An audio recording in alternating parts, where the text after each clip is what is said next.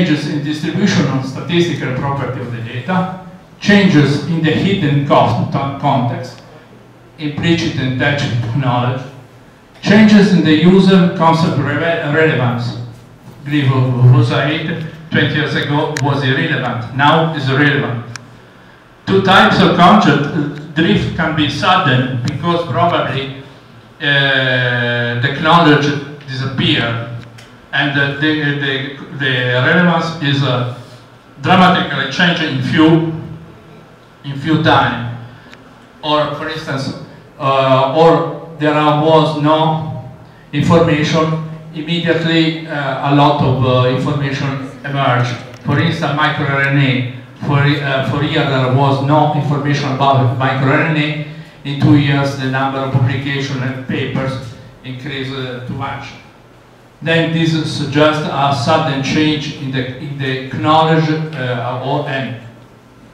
about this topic. The gradual drift, because a subject probably decreases the relevance with the time. Some topics in molecular biology everywhere have a life cycle, then after tends to decrease. For instance, some techniques was used for 20 years ago, was widely used, and now has been restricted. Microarray was not used 20, 30 years ago, and now are widely used. This is a gradual decay of interest, and the gradual increase of interest in the case of some techniques, some knowledge of this. I guess to have finished my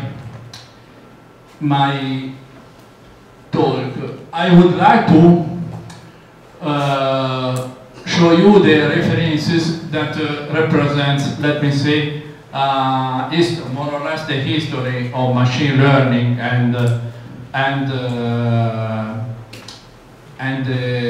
deep learning and concept formation in for exposome analysis.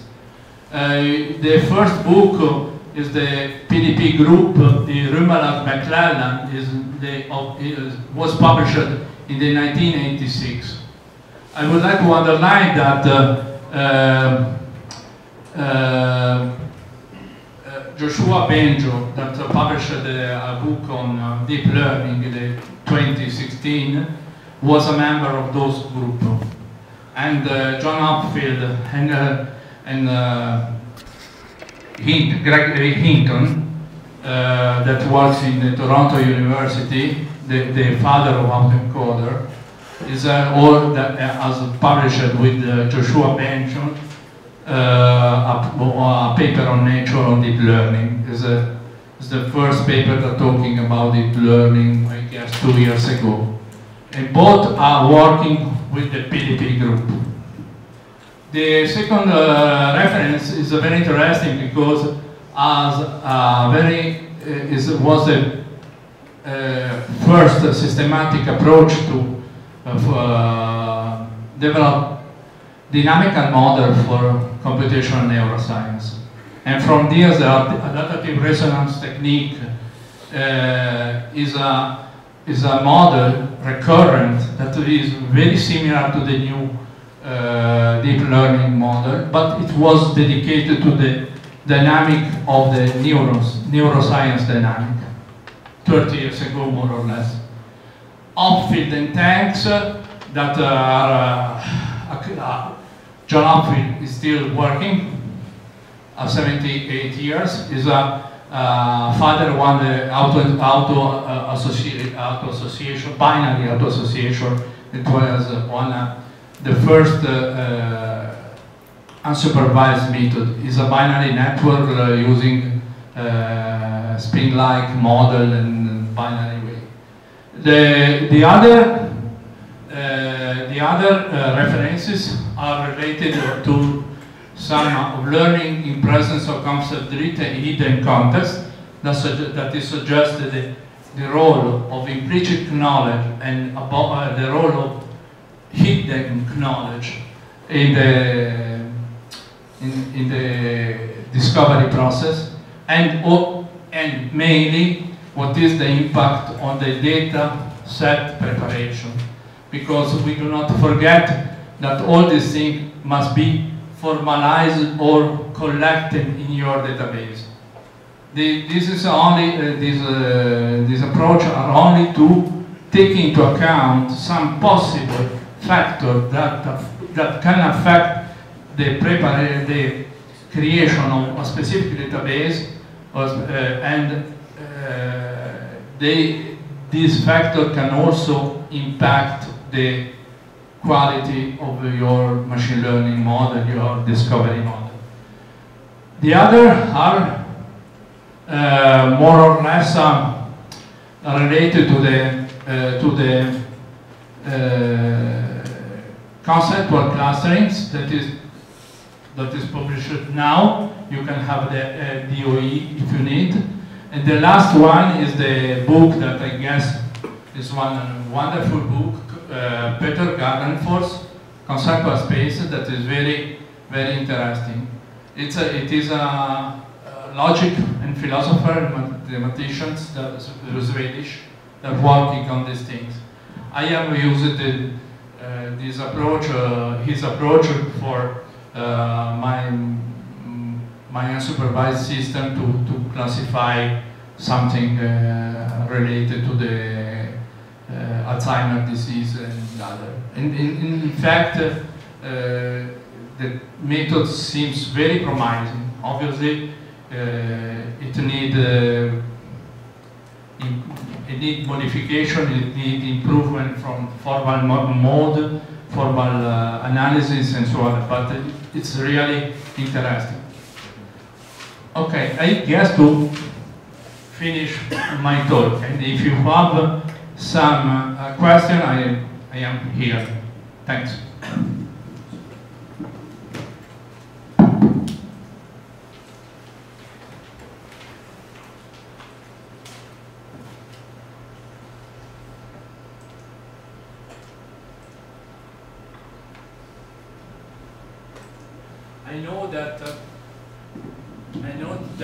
We passed from neural networks to deep learning to the concept, but we make a jump from sub-symbolic to AI. The second part, the part of concept, the part acquisition of the environment, independent by exposome application, is the basic of artificial intelligence. When one take the sentiment analysis, one here in the TV, the robot cry or other thing, or one smile or what you want, the problem is the AI. AI is not only a statistical point, it's a merged together statistical, neuroscience, biology, and logic, and also philosophy, because the problem of class formation, of concept formation, for many aspects, is more philosophical, but the logic must formalize some philosophical concept into mathematical formula that can be useful for programming, without analyzing. Without any information about the mechanism of knowledge acquisition by human brain, it's not possible to improve the quality of a classifier, because there are the limits in some way. Talking about I would like to focus on the problem of types of knowledge. You do not believe, but the spread of different approach of different philosophers, different results, in which way impact your life every way in lab. Because I said, now the database offers an organization of the data, offer the possibility to download or to upload the data. However, they do not offer or low quality or offer very low level of control and quality of data. If you go on UniProt, you can check any protein that you want. UniProt will give you a list. But if you control the star near each entry, you can see that the number of yellow stars that is annotated and curated is very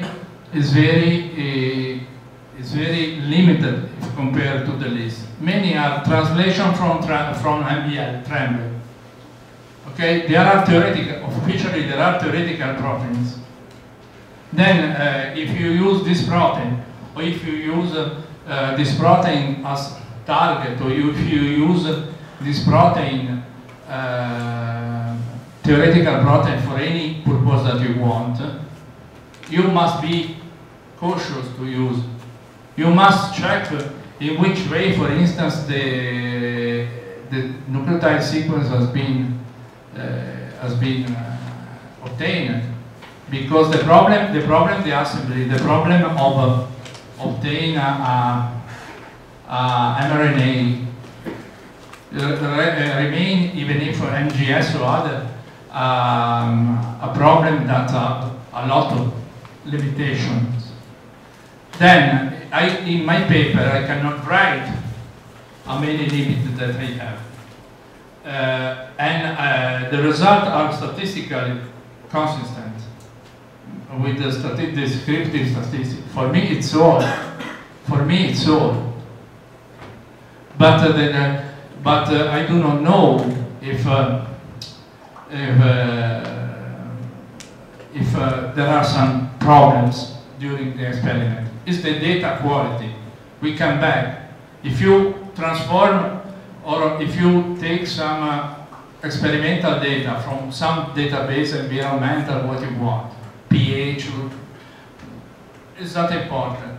There is not, for instance, information about the methodology.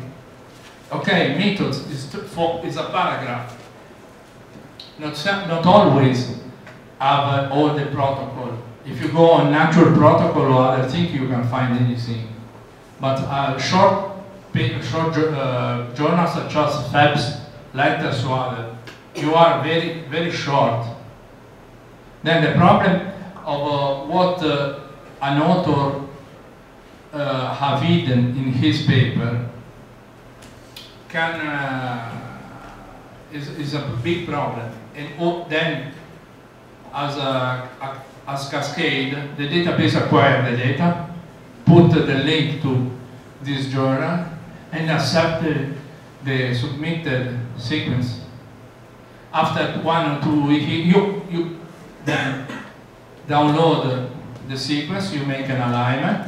After 1 year, you can go to the database, pick up the same set with another Tremblay proteins. You make another alignment, and the alignment is a little bit different.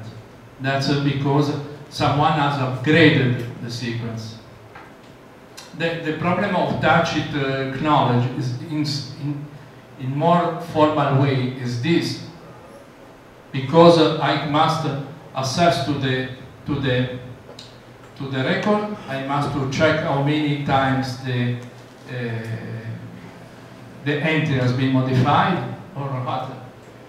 It's only, I would like to give you only idea what problem do you have to prepare your data set, any data set, from microarray to PCR or what you want. This is a cell. Okay.